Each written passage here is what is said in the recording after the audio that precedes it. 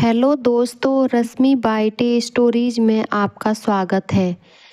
Professor Dasharath जी चिंतित रहा करते थे कि न जाने उन्हें कैसे पड़ोसी मिलेंगे। दरअसल नई नई विकसित हुई इस अमलतास कॉलोनी में वह 2 महीने पहले ही रहने आए हैं।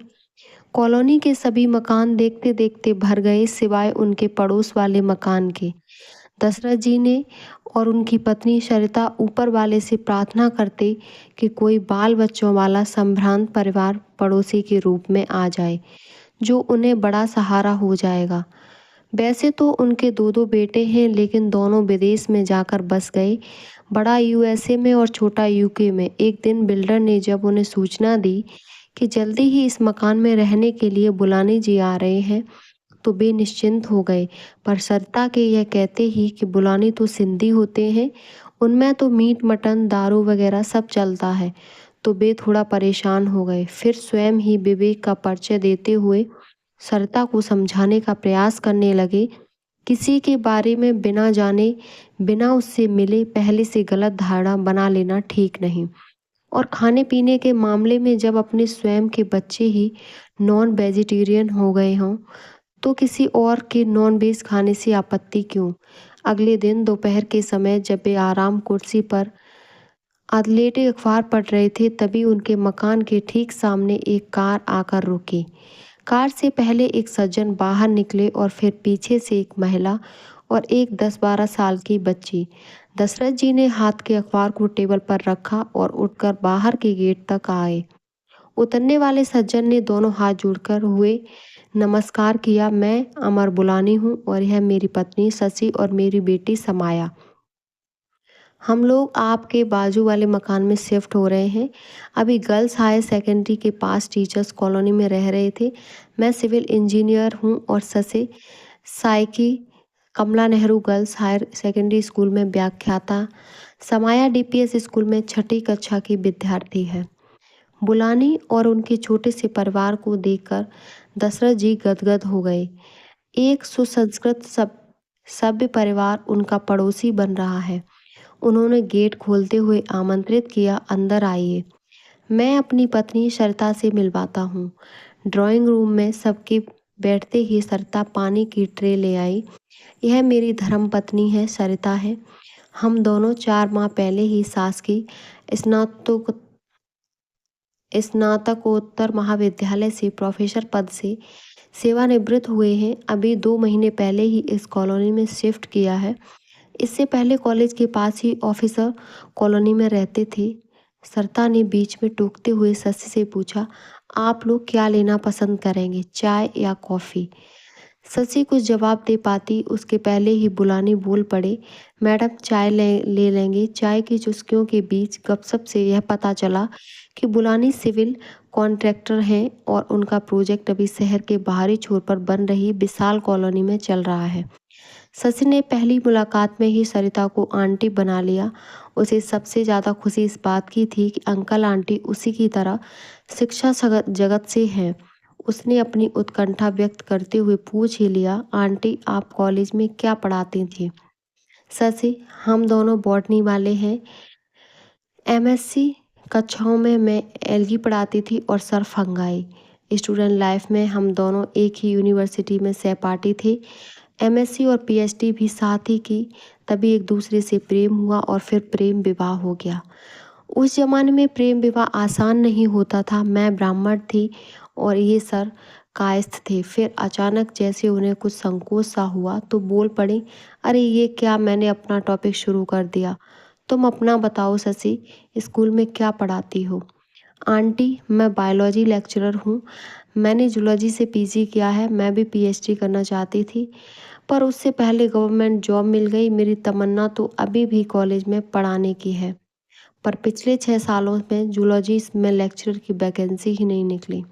शशि, यदि तुम कॉलेज में लेक्चरर बनना चाहती हो तो मेरी सलाह है कि पीएचडी कर डालो। तुम्हें गाइड के लिए परेशान नहीं होना पड़ेगा। जूलॉजी में प्रोफेसर हम लोगों के कलीग डॉक्टर सिलावट हैं। हाँ, तुम्हें पीएचडी क्वालिफाइंग एग्ज़ाम क्लियर करना पड़ेगा और फिर 90 दिन का थीसिस राइटिंग कोर्स भी। बुलानी, जो अब तक बड़े धैर्य से वार्तालाप सुन रहे थे, बेचैन हो उठे। थोड़ी तल्खी से वह बोले, अरे शशि, जिस काम के लिए आए हैं उसके बारे में तो बात कर लो। दशरथ जी ने माहौल हल्का करते हुए कहा, शिक्षा जगत के लोगों की यही समस्या है, मिलते ही वे हर समय एजुकेशन पर बात शुरू कर देते हैं। आंटी, हमारा सामान आज रात यहाँ अनलोड हो जाएगा और आप और हम लोग कल सुबह शिफ्ट करेंगे। आपके यहाँ घरेलू काम करने वाली बाइयाँ क्या मेरे यहाँ भी काम कर देंगी? टीचर्स कॉलोनी में तो 2 बाइयों से काम चल जाता था। एक झाड़ू बर्तन और एक साफ सफाई करती थी और दूसरी खाना बनाती थी। शशि, मेरे यहाँ तो एक ही काम वाली बाई सुबह आती है। झाड़ू बर्तन के लिए खाना तो अब मैं खुद ही बनाती हूँ। रिटायरमेंट के बाद अब दिन भर कोई काम तो रहता नहीं, तो इसी में समय गुजारती हूँ। मैं तुम्हें अपनी मेहरी लक्ष्मी का मोबाइल नंबर देती हूँ, उससे बात कर लो। और खाना बनाने वाली बाइयाँ भी कॉलोनी के कई घरों में आती हैं। तुम यहाँ रहना शुरू करोगी तो सब व्यवस्थाएं अपने आप हो जाएंगी। सर, दूध वाले का नंबर भी चाहिए और न्यूज़पेपर और केबल टीवी वाले का भी। बुलानी ने दशरथ जी की ओर देखते हुए रिक्वेस्ट की। कॉलोनी के गेट पर सुपरवाइजर और गार्ड के रूम है। आप गणेश सुपरवाइजर को बोल देना, आपकी सभी व्यवस्थाएं वह करा देगा।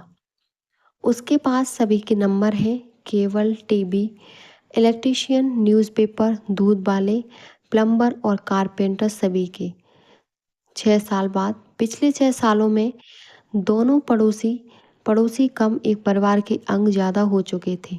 बुलानी तो अपने प्रोजेक्ट के सिलसिले में सुबह निकल जाते और देर रात लौटते, पर शशि और समाया का ऐसा कोई दिन नहीं जाता जब वे आंटी के यहाँ दिन में 1-2 बार फेरे न लगा लें। आंटी धीरे धीरे शशि को बेटी की तरह मानने लगी थी। शशि ने भी अपने बारे में उन्हें सारी बातें बता डाली थी। आंटी को यह भी बता दिया था कि उसका भी यह प्रेम विवाह है और वह ब्राह्मण और बुलानी सिंधी। समाया पूरी तरह अपनी माँ पर गई थी। उसका ध्यान सिर्फ पढ़ाई पर रहता।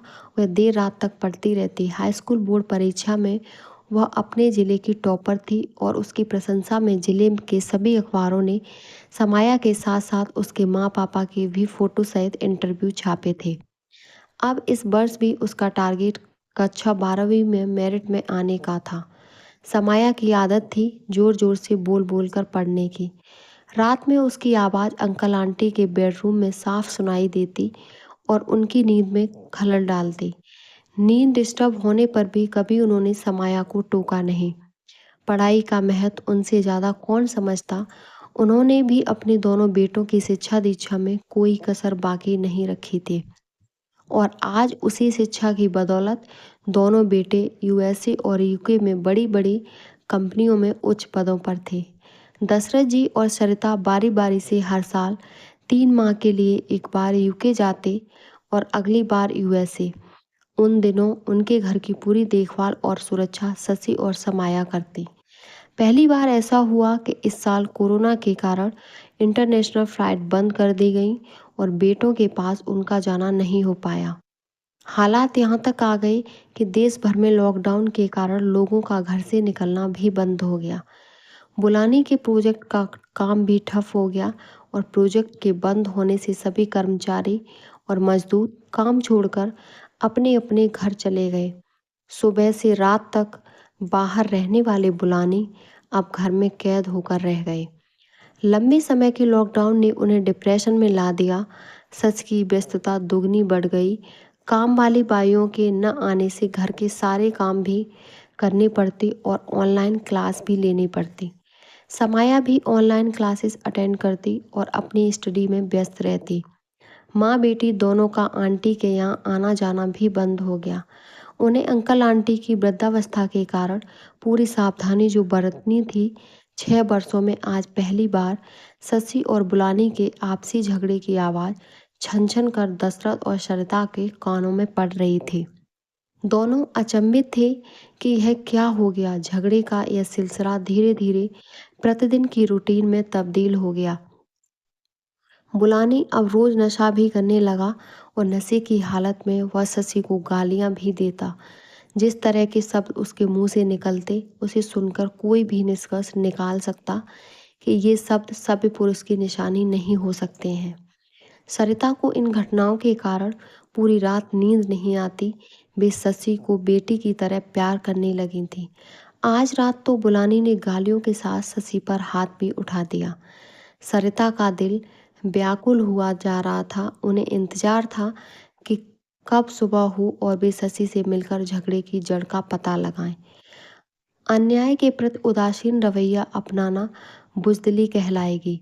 उन्होंने अपने महाविद्यालय की अनेक छात्राओं में आत्मविश्वास जागृत किया था, जो किन्हीं कारणों से प्रताड़ित थीं। अपने मन की बात जब सुबह उन्होंने दशरथ जी को बताई, तो उन्होंने बुलानी के घर में रहते शशि के यहाँ जाने से मना किया और कुछ समय धैर्य रखने की सलाह दे डाली। आज रात तो पानी सारी हदें पार कर गया। शशि ने बुलानी के मोबाइल की उस समय पड़ताल कर डाली थी जब वह बाथरूम में था। उसका शक सही साबित हुआ था। बुलानी चोरी छिपे जिस महिला से बातें करता था, उसकी चैट शशि ने पढ़ डाली। अश्लील चैट को देखकर उसका खून खौल उठा था। वह चिल्ला चिल्ला कर बुलानी से सफाई मांग रही थी। बुलानी सीधे स्पष्टीकरण देने के बजाय गुस्से में शशि से बार बार यही पूछ रहा था कि उसकी हिम्मत कैसे हुई उसके मोबाइल को छूने की। धीरे धीरे बहस हाथापाई में तब्दील हो गई थी। माँ की चीख सुनकर समाया दौड़ती हुई नीचे आई थी और बीच बचाव कर माँ को अपने कमरे में ले आई। शशि बुरी तरह आहत थी। उसे पति की अय्याशी किसी कीमत पर गवारा नहीं थी। उसकी दूसरी चिंता यह थी कि घर में जवान बेटी है, ऐसी बेटी जिसके कारण पूरे शहर में उन दोनों का भी नाम और प्रतिष्ठा बनी हुई है। लोगों को जब पता चलेगा और वे समाया को ताने देकर कुछ कहेंगे तो उसके दिल पर कैसा प्रभाव पड़ेगा। समाया अपने विद्यालय में जूडो कराटे की चैंपियन भी थी। उसने माँ को आश्वस्त किया, यदि पापा ने अब आपके साथ दुर्व्यवहार किया तो वह भूल जाएगी कि वे उसके पापा हैं। माँ का और वह भी निर्दोष माँ का अपमान वह अब सहन नहीं करेगी। जो व्यक्ति महिलाओं की इज्जत नहीं करता उसे दंड देना मुझे सिखाया गया है। पूरी रात माँ बेटी भविष्य की योजना बनाती रहीं। समाया ने माँ को समझाया कि उसे साहसी बनना होगा। अपराध करने वाले को सही राह पर लाने की युक्ति स्वयं खोजनी होगी। आप दिन रात मेहनत करें और आपकी कमाई पर कोई दूसरा गुलछर्रे उड़ाए, इसे बदलना होगा। अगले दिन शशि एकदम बदले हुए रूप में थी। समाया माँ से सटकर खड़ी हुई थी। शशि ने बुलानी से पूरे धैर्य और गंभीरता से अपनी बात कहनी शुरू की। आप मेरी 3 शर्तें पूरी करें और उसके बाद हमारा आपसे कोई रिश्ता नहीं। आप पूरी तरह स्वतंत्र होंगी कहीं भी जाने के लिए, कुछ भी करने के लिए। एक तो इस मकान के खरीदने में पूरा पैसा मेरा लगा है, इसीलिए संयुक्त मालिकाना हक से आप अपना नाम तुरंत हटवा लें। दूसरा, मेरे सभी बैंक खाते में आपके साथ संयुक्त नाम से हैं, उनमें से आप अपना नाम पृथक करा लें। और तीसरा, मेरी सभी एफडी और बीमा पॉलिसी में भी आप अपना नाम हटवाएं। अब सभी में नॉमिनी आपके स्थान पर समाया होगी। बुलानी यह सुनकर अवाक रह गया। उसने तो इस सब की कल्पना भी नहीं की थी। वह अपने कंस्ट्रक्शन प्रोजेक्ट में पहले से ही कर्ज में डूबा हुआ था। पूरी रात वह विचार करता रहा। वह तो अभी पूरी तरह शशि की कमाई पर ही निर्भर है। शर्तें मानने पर तो उसे भूखे मरने की नौबत आ जाएगी। अगले दिन से घर में पूरी तरह शांति थी। लॉकडाउन में छूट मिलते ही वह कंस्ट्रक्शन साइट पर जाने लगा। अब वह सिर्फ शनिवार की रात में आता और बेटी समाया को समझाने की कोशिश करता कि वह अपनी माँ को सुलह करने के लिए समझाए। समाया साफ साफ कहती, पापा आपने माँ को बहुत कष्ट दिया है। उन्हें जिस दिन यह विश्वास हो जाएगा कि आपने भी सभी बुराइयां त्याग दी हैं जिनसे माँ आहत हुई है, उसी दिन से सब कुछ पहले की तरह सामान्य हो जाएगा। एक बात और भी मैं कहना चाहती हूँ, यह सचमुच मैं आपकी बेटी हूँ और आप चाहते हैं कि मैं सीबीएसई की 12वीं की परीक्षा में मेरिट में आकर आप लोगों का नाम रोशन करूँ, तो आप वह सब बातें छोड़ दीजिए जो माँ को आहत करती हैं। बेटी की बातों ने पिता को अंदर तक झकझोर दिया। और इस तरह एक दक्ष कन्या ने अपनी बुद्धिमानी और दूरदर्शिता से टूटते परिवार को बिखेरने से बचा लिया। उम्मीद करती हूँ मेरी कहानी आपको पसंद आई होगी। अपना विचार कमेंट बॉक्स में ज़रूर बताएं और हमारे चैनल को सब्सक्राइब करें। धन्यवाद।